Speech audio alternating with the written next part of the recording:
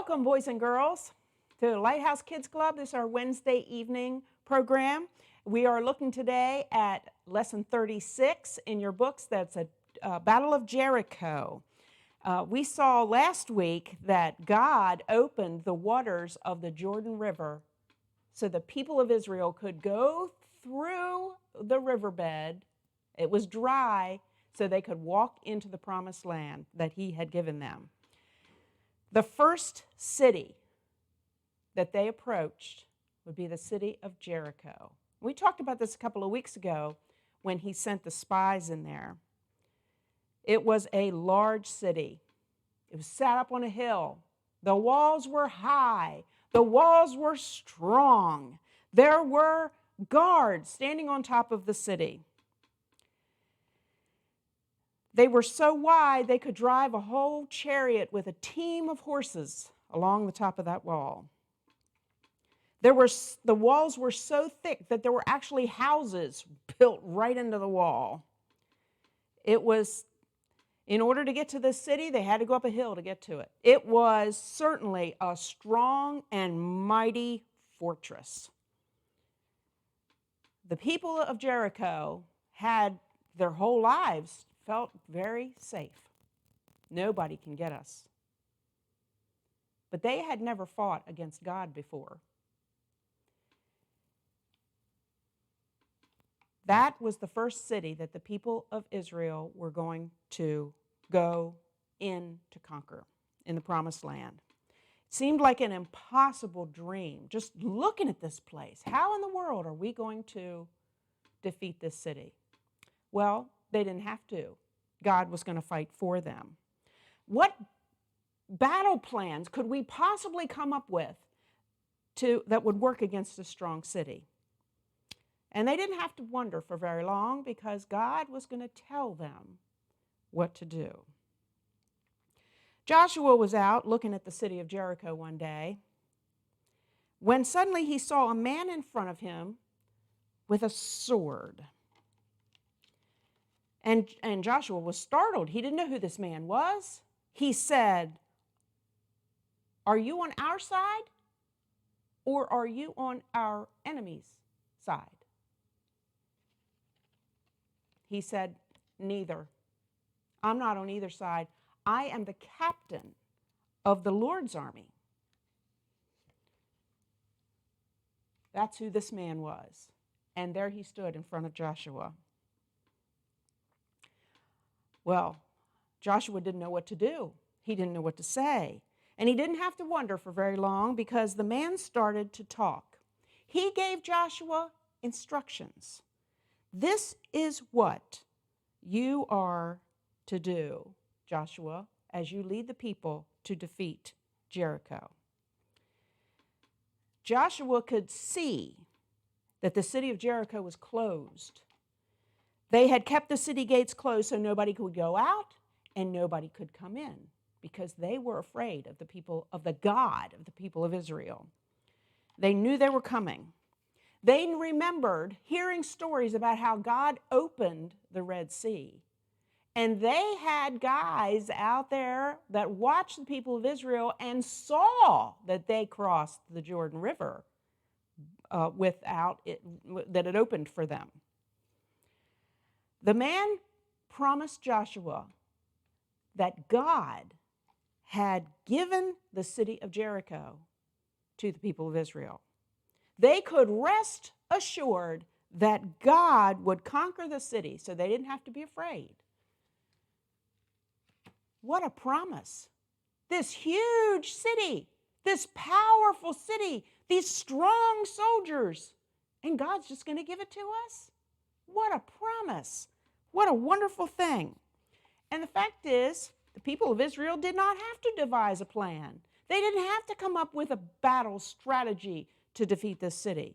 God was going to tell them exactly what to do. And if the people obeyed God, He would give the city to them. After all, He had promised them the land of Canaan, and they needed to defeat the city, so He would do that. They had seen God do amazing things. They knew they just needed to obey. So what was God going to tell them to do?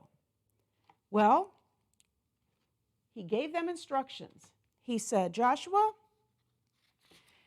you need to get everybody up in the morning and walk around the city. That's all. Walk. They were to go single file. They were to walk all the way around the city one time and then go back to their camp. And for 6 days they would do this. God said 7 priests would carry 7 trumpets of ram's horns, and they would blow the trumpets as they walked around the city. As the 7 priests carried and blew the trumpets, 4 priests would carry the Ark of the Covenant.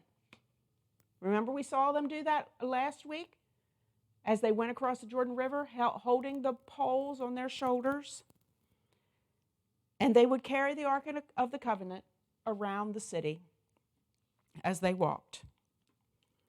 After the priests with the trumpets and the priests with the Ark of the Covenant, the rest of the men of Israel would walk in a single file line all the way around Jericho. They were to do no shouting, not even any talking. Not even any talking. Don't anybody talk as you walk around the city. They just walked around the city quietly. Now, after they walked around the city one time each day, for 6 days they were to do this. On the 7th day, they were to do everything the same way. Single file, no talking. The priest carried the Ark of the Covenant. These priests blew the trumpets. Just walk around the city. Everybody be quiet.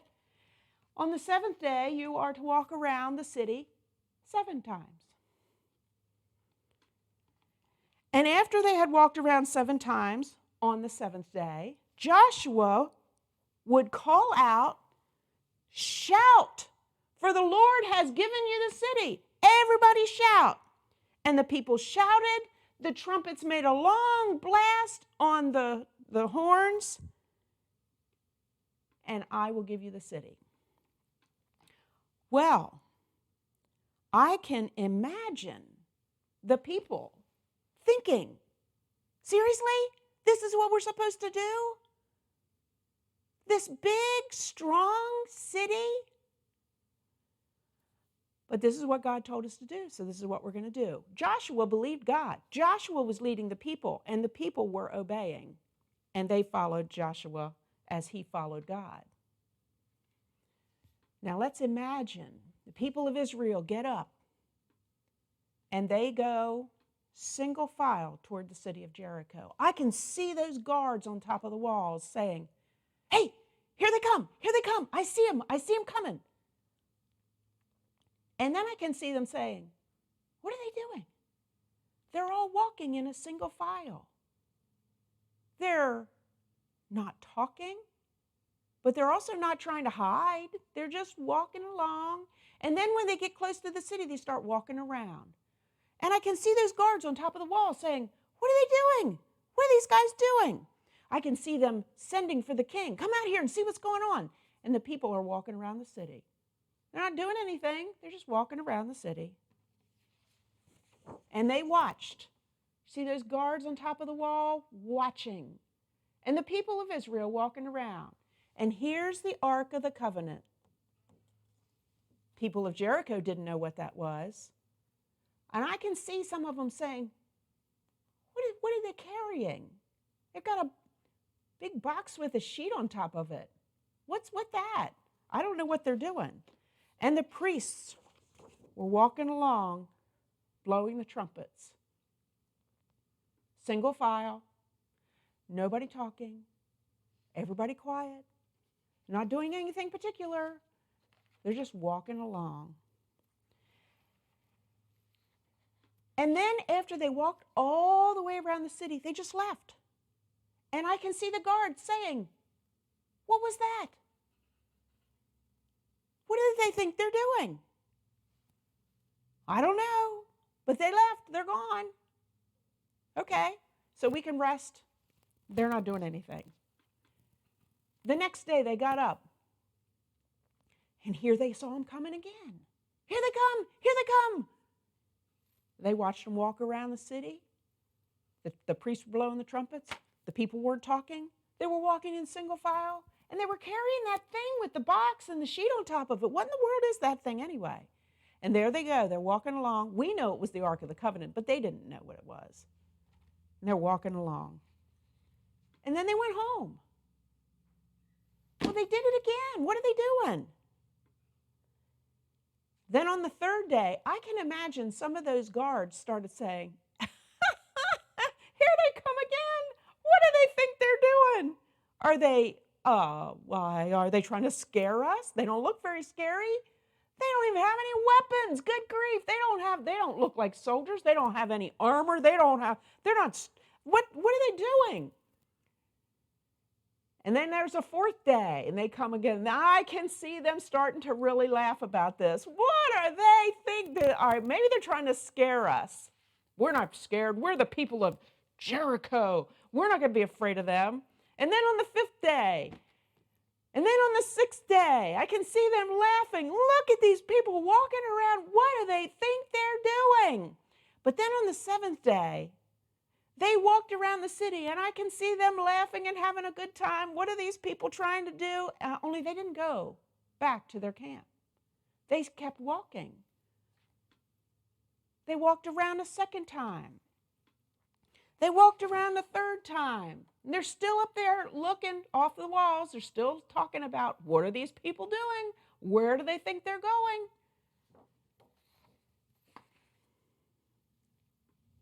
And I can see them standing there the seventh time around. They're still walking. They're still going. And the guards are standing on top.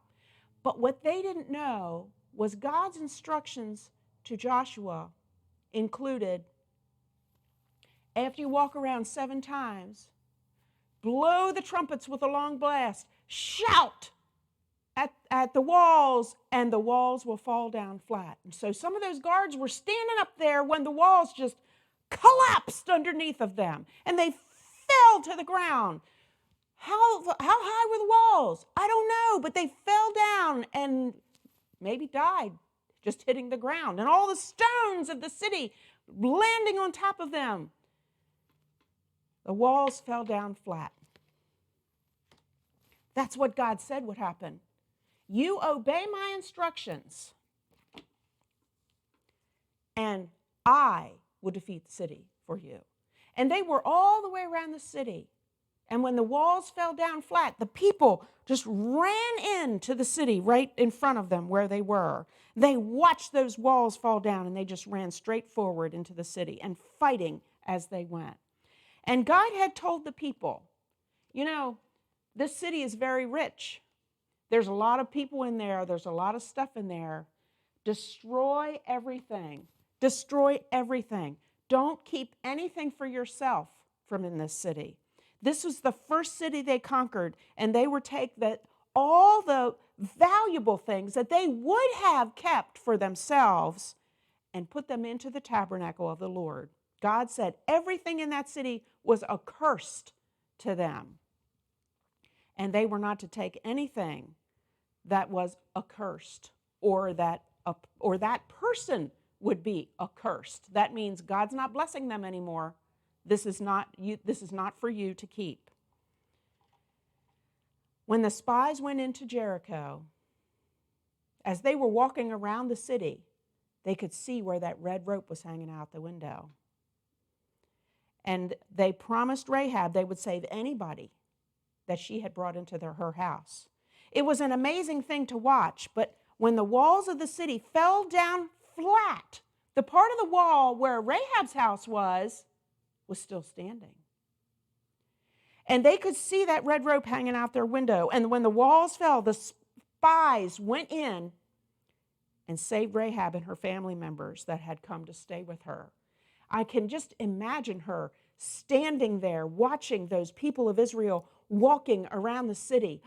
She didn't know. She didn't know that they were going to walk for 6 days, and then walk around 7 times on the 7th day. She didn't know that. I can imagine her watching and thinking, they came and they left. What are they doing? What are they doing? But she believed God.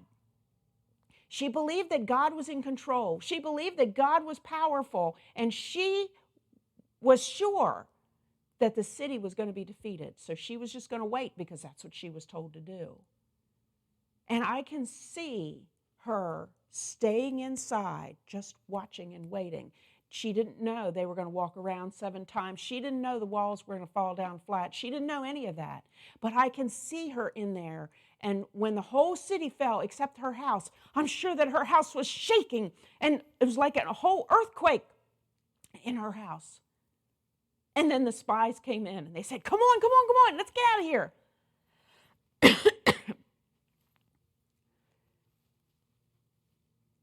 And they took her out. They went and they saved Rahab and her family members that had come to stay with her. Everything fell but her house. This sounds like an unbelievable plan. Unbelievable. Why would we do such a thing? How could a nation possibly defeat a city by walking around it one time for 6 days and then walking around 7 times on the 7th day? How could their shouting and blowing of trumpets make those walls fall down flat? They couldn't. We know those things didn't make the city fall down flat. So how did it happen? God made those walls fall down flat. If God was going to make the walls fall down, if he was going to do that anyway, then why did the people of Israel have to walk quietly around the city for 6 days and then 7 times on the 7th day, and then blow their trumpets and shout? If God was going to make the walls fall down, why did they have to do that? What did it matter? It was because God wanted them to obey him. It's all about obeying God. You got to obey God. If this is what he tells you to do, then that's what you do. Imagine if you were one of those soldiers of Jericho standing on that wall, watching the people walk around. Rahab had told the spies that the people of Jericho were afraid of Israel. She said, we heard about what God did for you at the Red Sea. We heard that. And our hearts did melt. They were very, very afraid. Surely when the first guard saw the people of Israel coming, they alerted the king. And he came out to see what was going on. And they watched. After the people went back to their camp the first day, they wondered what they were doing. And all these things, as they went along, the people of Israel, the people of Jericho watched them and wondered what they were doing. Just as they had promised, when the walls fell down, the spies went into Rahab's house and rescued her. And she lived with the people of Israel after that battle. What a wonderful thing. She was a heathen woman. She had grown up where she did not know God. She didn't know anything about God. Nobody that she knew believed about God. But she had heard what God could do. And she wanted to get onto God's side. And then that's what she did. She went to live with the people of Israel after that battle. All they had to do was obey God. That's all they had to do. They didn't have to add to what God said or create maybe we need a plan B. What if this one doesn't work? They didn't need a plan B because God knew what he was going to do. And if they really trusted God, they would obey him. They did that. They did just that. They obeyed God, and God made the walls fall down and defeated that great city of Jericho. We need to learn from this story that we just need to obey God. If we do, he will bless us. If we do not obey God, he will not fight for us. He won't defeat our problems for us. We just have to believe him and obey him and trust him. God had already done amazing things for the people of Israel, and he showed them once again that they just needed to believe him. They needed to learn one more time in this battle, just obey God. There was no way they could have defeated that city themselves. The city was too big, too strong. The army was too powerful. The people of Jericho were not afraid of the people of Israel because they were powerful. The people of Jericho were afraid of the Israelites because of all the wonders that they had heard about that God did. They weren't afraid of the people.